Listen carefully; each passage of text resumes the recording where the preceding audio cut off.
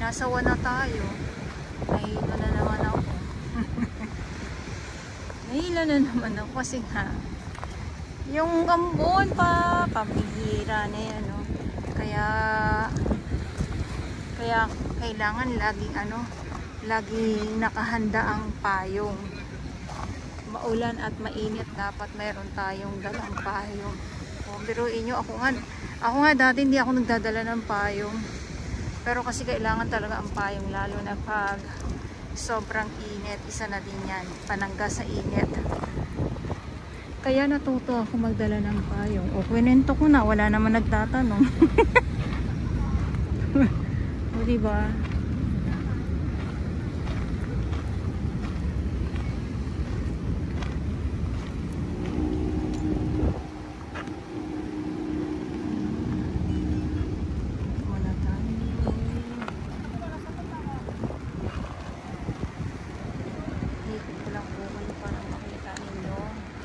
So yung mga halaman, nandito pa din naman sila. Ayan. Kaya lang hindi na sila ganun yung madaming mga bulaklak nila. Ganun siguro pag yung sobrang panay ang ulan, na sila, na-stress sila pag ganun. Pero okay naman yung nila, kasi nga yung kanilang mga puno ay buhay na buhay. Pero yung mga flowers ay nawala. Iilan na lang. Ganon.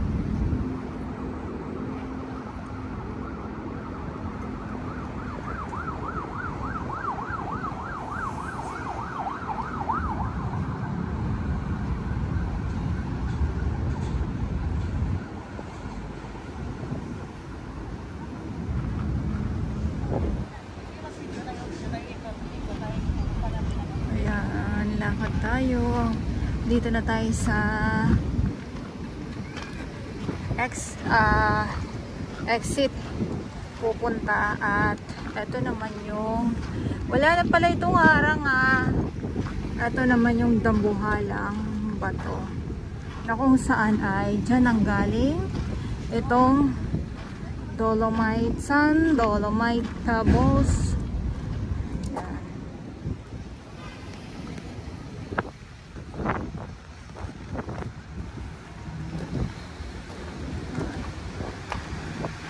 Parang iba na nabubura na.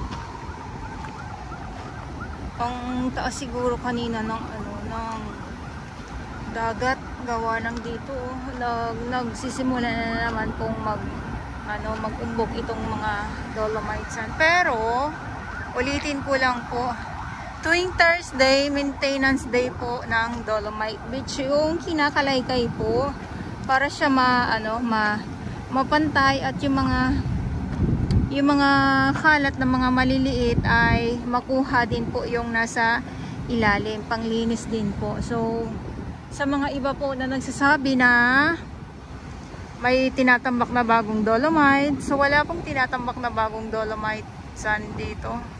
Ganun pa din, walang panibago, kasi kung meron, nasa mga na yan, nasa mga media na po yan na ibabalita nila na may bagong tambak na dolomite sand. At saka makikita natin yan talaga kasi mayroong nakaabang or mayroong nakadaong na barge na malaki. Hindi ganun basta-basta na ibabagsak lang yung dolomite sand. Ganun na po. So ilang barge ang ang ibabagsak dito kung may bagong itatambak. Wala po Kaya yun lang po, nakwento ko lang din po, nasabi ko lang para naman po sa ating ibang sa mga viewers po na iba na hindi nakaka-move on, yung mga ganyan. Kasi alam niyo naman po na hindi naman lahat ay gusto ay dolomite, di ba? Hindi naman lahat gusto yung ganito yung nakikita. Buti nga meron nga tayong napapasyalan, natatambayan. Pero yung mga samot-saring mga kalat at amoy noon, wala na po tayong maaamoy dito. Ibang-iba na po, hindi na katulad dati. At yung mga lamang dagat nga na nakikita natin ay noon wala po. So burak ang nakikita ko dito noon nung nagsimula talaga ako. Kwento ko lang para kahit walang nagtatanong, kwento ko lang bakit ba. Ayun, so yun lang. Kasi talaga namang burak, sandamakmak na mga basura, tambak na mga basura yung nandito na dadatnan ko, yung mga ganyan, yung mga ating mga warriors ay talaga namang nakikipagbuno sa mga samot-saring mga kalat. Lalo na pag yung tag-ulan, tag-bagyo. Diyos mio, marimar, nandito sila. Buti na nga yung basura ngayon. Yung mga kalat po ay nandito na lang sa dalampasigan, hindi na nakakarating sa kalsada na halos noon ay pag kunting ulan lang, kunting bagyo or malakas na alon, ang mga basura po talaga ay napupunta sa kalsada. Ngayon nandito na lang mismo sa loob ng ng Dolomite, hindi katulad dati. At ito na, itong gilid nitong US Embassy noon. Naku! Diyos me!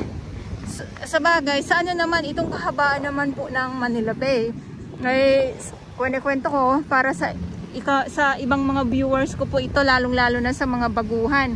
Kasi may mga baguhan tayong mga viewers, akala nila ganun lang, yung parang automatic nagkaroon ng ganitong Dolomite Beach or puting buhangin dito sa kahabaan ng Manila Bay. Hindi po ganun, dahil ay ginamitan ito ng mga dambuhalang mga machine, mga makinarya na humalukay ng samot-saring mga kalat noon. At bago itinambak itong Dolomite Sand, layer by layer muna ang nangyayari. Gray sand muna, tapos bago ang Dolomite Sand. Ayan, kung mayroon kayo makikita na kung ano mga tela na nandito, ayun po yung nasa ilalim.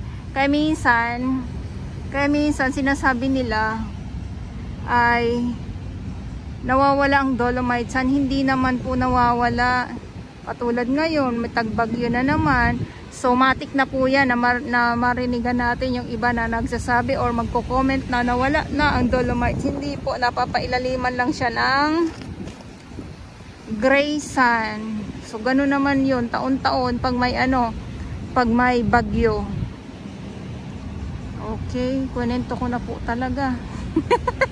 Kahit na walang nagtatanong bakit ba? Ayan. So, good vibes naman po tayo. Maraming salamat po sa inyong lahat. At yung mga pusa, mayroon na silang dala-dala na kanilang makakain. Ayan. So, ito yung update ko ngayon dito sa Manila Bay, Dolomite Beach. At maraming salamat po sa inyong lahat. At sa mga baguhan, yes, welcome sa channel ni Miss Jeleny Dorabels. Mahalin niyo po ako ng buong buo. Yun ay hindi galing sa ilong ng may singaw. God bless everyone!